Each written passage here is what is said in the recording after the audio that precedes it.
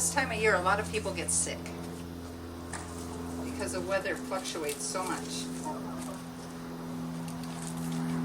Hi. Hello. This poor little girl is getting picked on. I don't know if you can tell. They keep biting at her wings.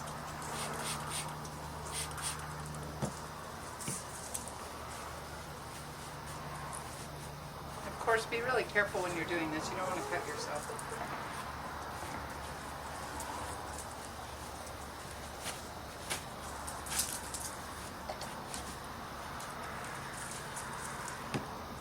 Okay, now, when you're doing your asparagus, this is the time of year, or a little bit earlier, it can be turning yellow. Mine is literally brown, but it can be yellow when you do it. But you do not want to do it, you don't want to cut those ferns back when they're green, because the plant uses all that photosynthesis from the sun and puts it down into the crowns. And that's how you get your spears for the following season. So we're going to cut all of this down to right above soil level, and then go to the next step.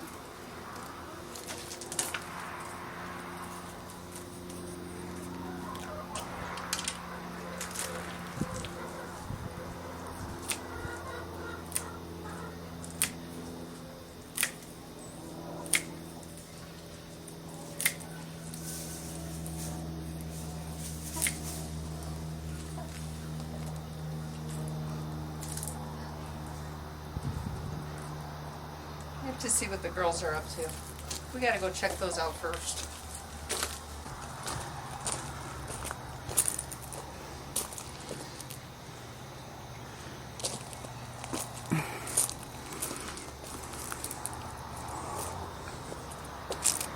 I knew it. They're up in the bed. Look at all this frost damage.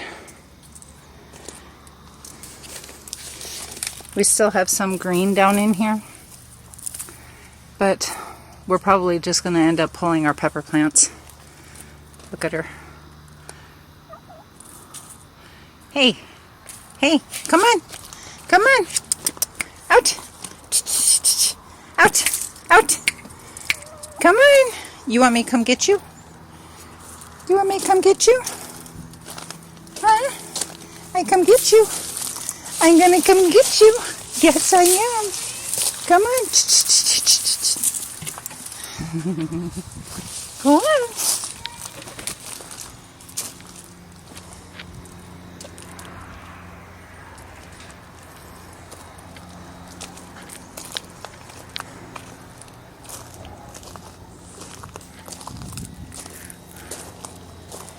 Come on, go see your sisters.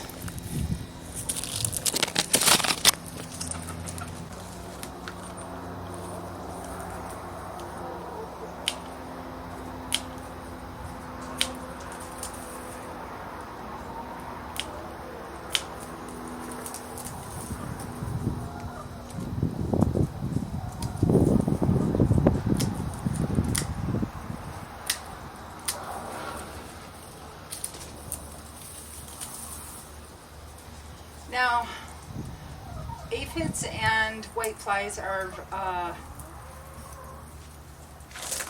said to really get into these.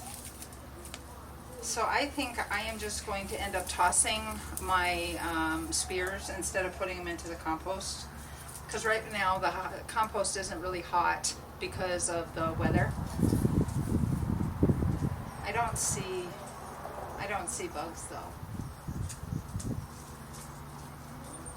It actually should be fine going into the compost.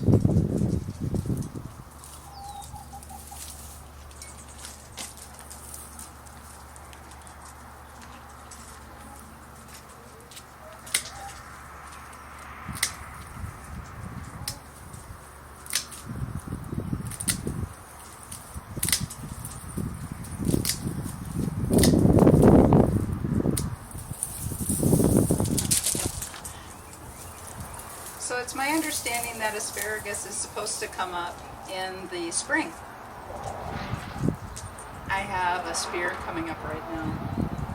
I'll have to show that to you guys in a minute.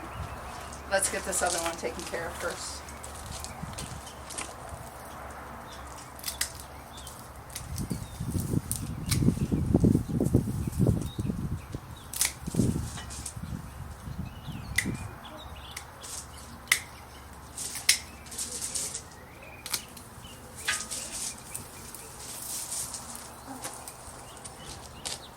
Okay, I'm going to take all of this over to the compost. Okay, do you guys see that? Look at right there. You can see that one crown right there coming up. So what we did just now is we're taking steer manure and covering the crowns with a layer of steer manure. So when they start waking up in the spring, they'll have that fertilizer. But I'm not going to water them in right now because this is what I'm getting right now. I'm getting moisture in my finger when I stick it in the dirt. So they're plenty wet already from the rain that we got. And our last frost date is March 1st. And we want to make sure that these guys are protected just in case we get another frost. And then I'll show you what we'll do next.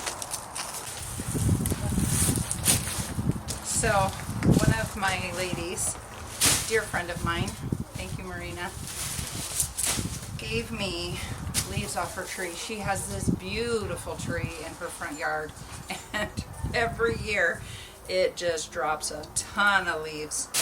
I got 7 full bags, and there's probably another 10 still over there, but I couldn't get them all. But I got what I could, and for my area I could probably use them actually. So, but this is what I got for now. If I go back next week and they're still there, I'll grab some more. So what I'm going to do is I'm going to take these leaves and use them as a mulch over top of this asparagus to protect those crowns.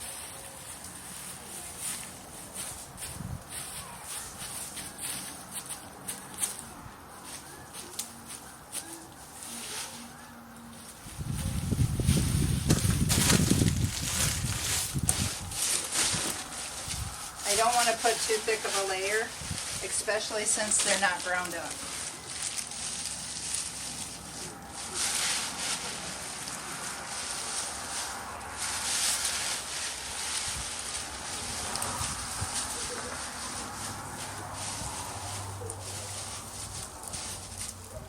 Last year when I got my leaves, I put them in the compost like that, and because I didn't have anything to grind them up with.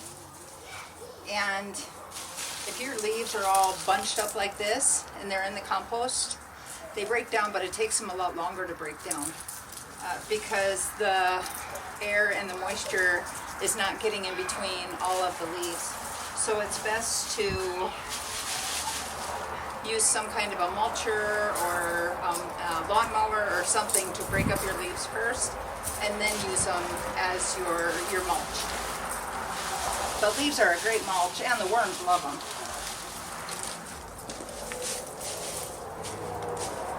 Okay, so for now, our asparagus is done. Okay, now that we have finished some of the work outside, we are going to come in, and I want to share with you one of our favorite breakfast casseroles.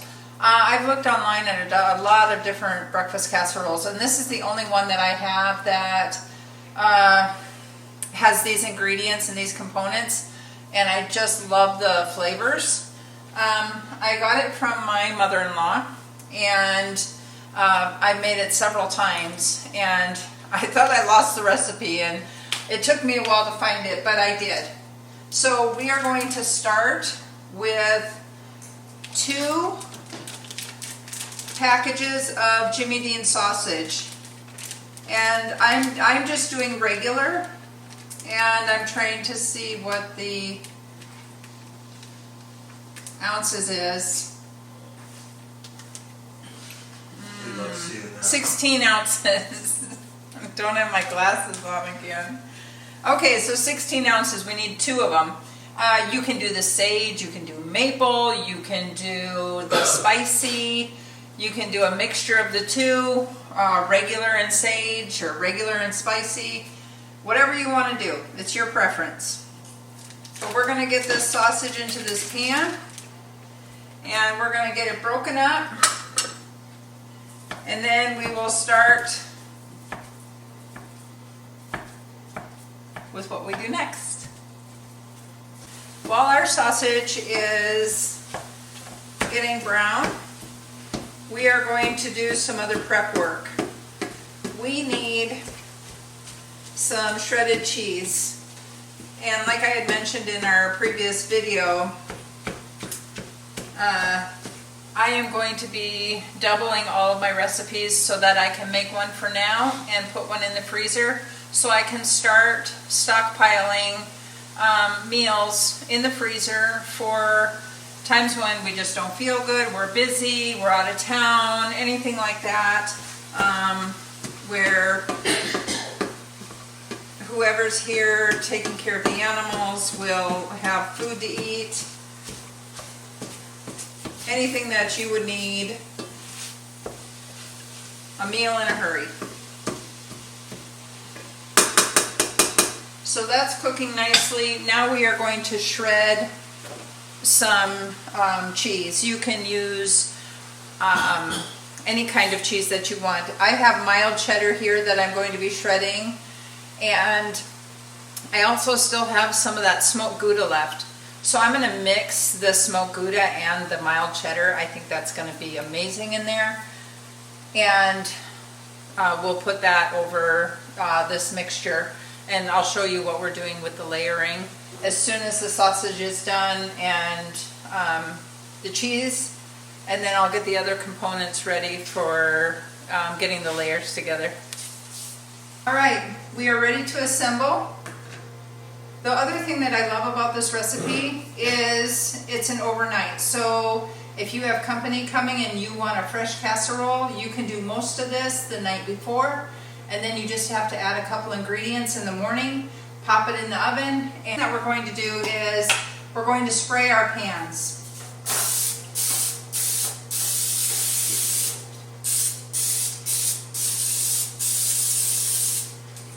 And then my favorite, you need some croutons. I like using the Texas toast. This one's garlic and butter, and then they didn't have garlic and butter when I went back, so I got seasoned. So we are going to do 2.5 cups in each pan.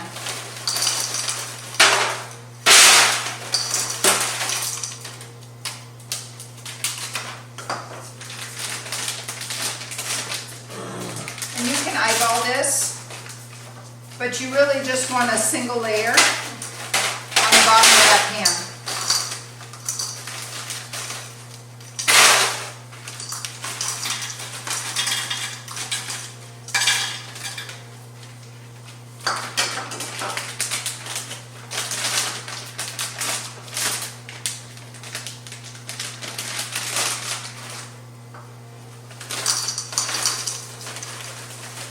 That's 2. There's a half, and I have a tiny little bit left in here, and I'm not going to save that. So this pan is a little bit larger than a 9x13, so I'm going to add a little bit extra to that one. Now that we've got the croutons in, we want to do our cheese. You need 2 cups of cheese in each pan. And I've already mixed my cheeses with the shredded cheddar and the smoked Gouda. And if I have extra of this, I don't worry about that because we use cheese all the time. It's a staple in this house.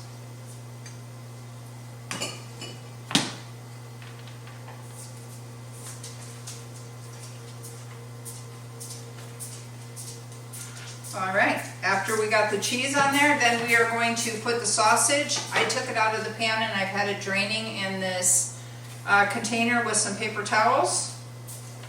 And I'm just going to eyeball half and half here.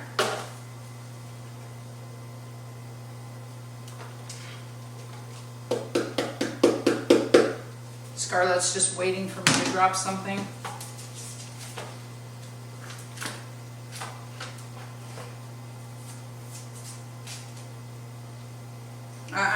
Go on.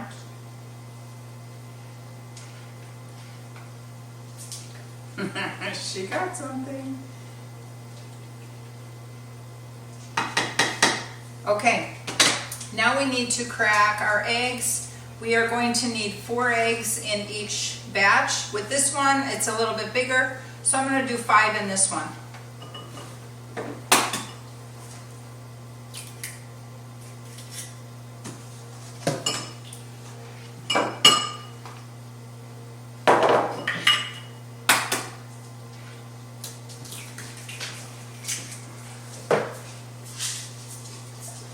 I saw in a recipe that if you, well, on a channel, somebody's channel, they said if you crack your eggs together, then you don't get the shells. Lies. It's working so far.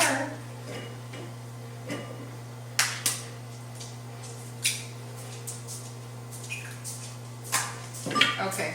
I need a whisk to whisk these together. We've got the eggs all mixed together. I am keeping them separate so that I'm mixing them properly. In this one I put, instead of 4 eggs, I put 6 because the depth of this pan and the width is so much more than a 9 by 13. We still need 2.5 cups of milk. So we're going to mix these eggs with the milk. And then we need 3/4 teaspoon of dry mustard. We're going to mix this together.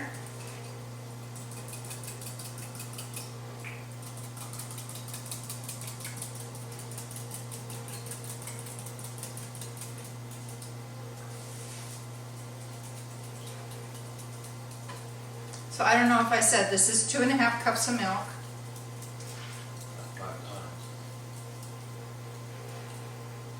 Do you hear Tom chirping in the background?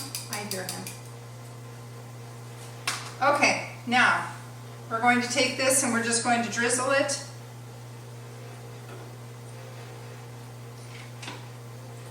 Over our meat and cheese and crouton mixture.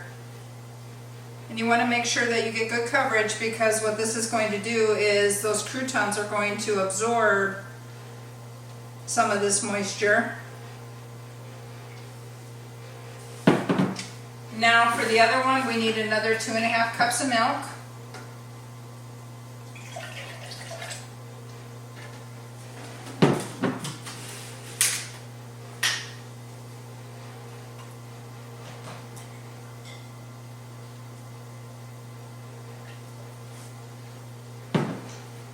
And this one I stuck with the original recipe, and I've got 4 eggs.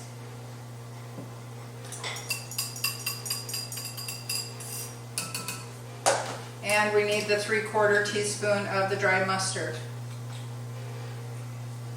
Get this all blended in there.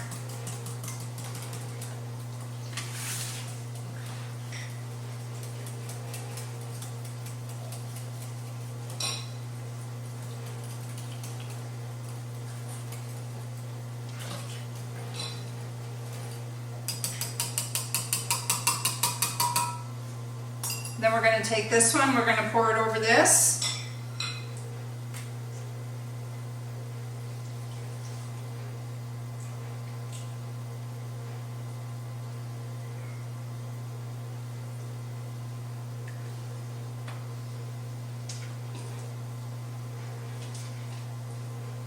All right. The next thing we're going to do is we're going to cover this. We're going to put it in the refrigerator and we're going to leave it overnight.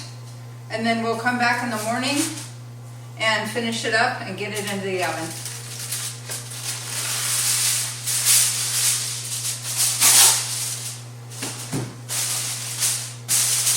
We are back.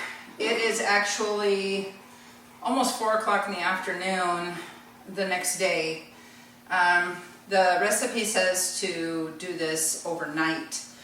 It's not going to hurt it that it waited longer, but when I got up this morning and I got the chickens done. I look at the time and then I'm like, I have an 8:45 appointment, doctor's appointment.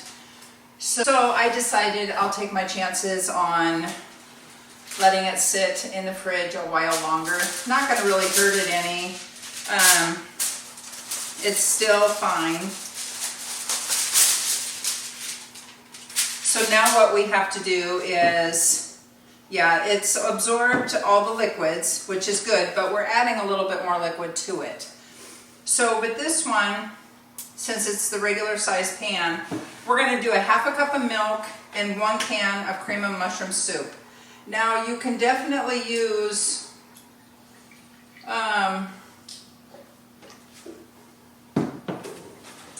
your own soup. You can make your own cream of mushroom soup, but for me this is a convenience dish.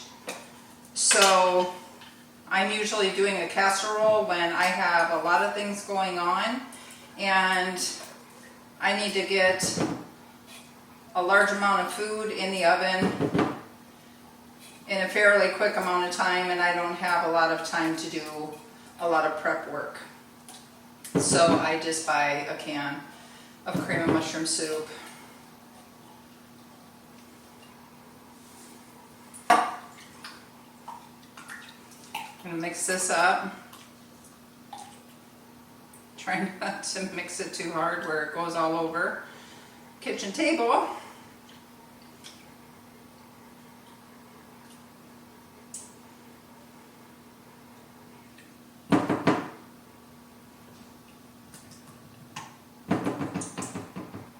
Okay, now we're going to take this and we are just going to pour it over the casserole. Try to cover it evenly.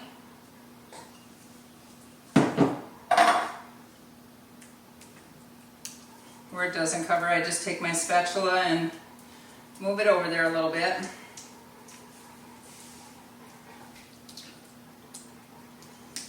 Okay, then I'm going to cover this one back up. I have my oven preheated to 300 degrees. This is a low and slow. You don't want to cook your eggs and your bread that's at the bottom of that pan too fast.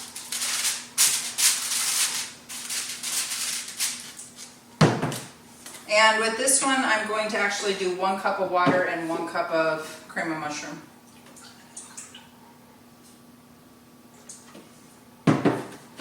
I mean 1 cup of milk and 1 cup of cream of mushroom, excuse me.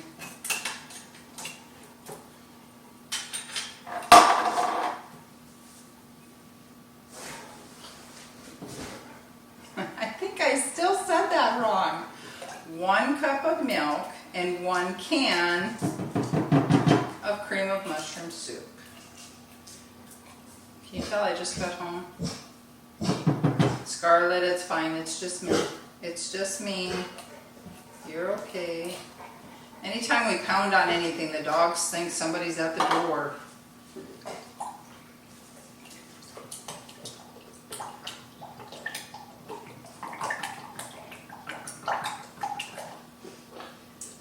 Get this nice and mixed in.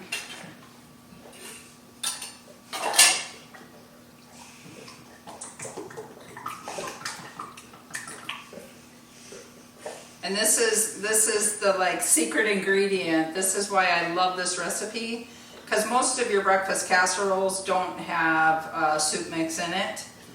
It's your basics. It's your sausage and your potatoes and bread, croutons. They usually don't even call for croutons. It's usually dried out bread or breadcrumbs, bacon, and you can add bacon to this too if you wanted to put a little bit more meat into your dish. And we're going to do the same thing with this one. Okay, now that we've got the cream of mushroom soup in here, we're going to make sure everything's covered. We're going to put the aluminum foil back on this one, and now we are going to cook this at 300 degrees, and you're going to want to keep an eye on it and you're looking for it to be a little golden brown on top and have the bubbles on the sides, what I like to do is 5 to 7 minutes before it's done cooking, I will take the aluminum foil off, and I like to put a little bit of extra cheddar on the top. It doesn't call for that in the recipe, it's just something that I like to do because, like I told you, I love cheese. So we're going to get this in the oven and we'll take a look at it when it comes out. Okay, so our oven is at 300 degrees and you want this to cook for approximately an hour and a half. So I've already had mine in here for 40 minutes and I wanted to check it at 40 minutes to see how it was doing. So I am now going to add some extra time to this and we'll come back in and check it again. Okay, the timer is just getting ready to go off.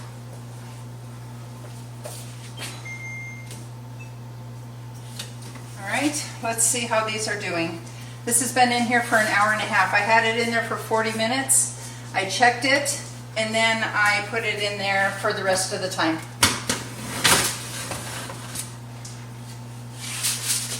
Which was another 50 minutes. Okay, we have golden brown going on the sides over on this one. And it's nice and bubbly. There's bubbles coming out. The cheese is good. Now I'm going to just leave it for another 5 minutes just to get that cheese a little bit more golden.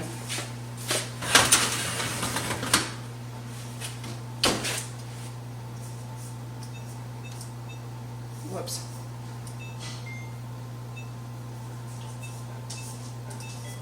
Timer's getting ready to go off again.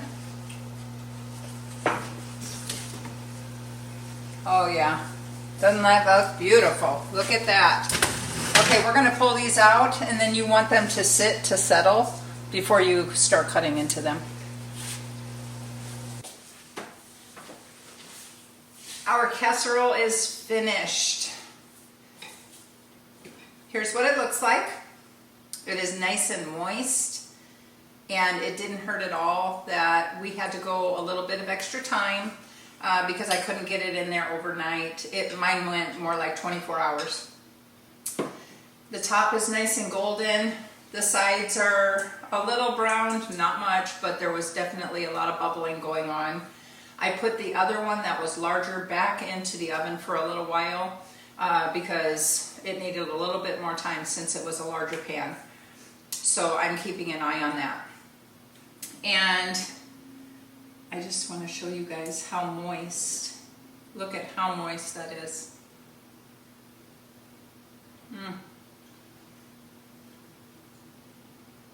So delicious.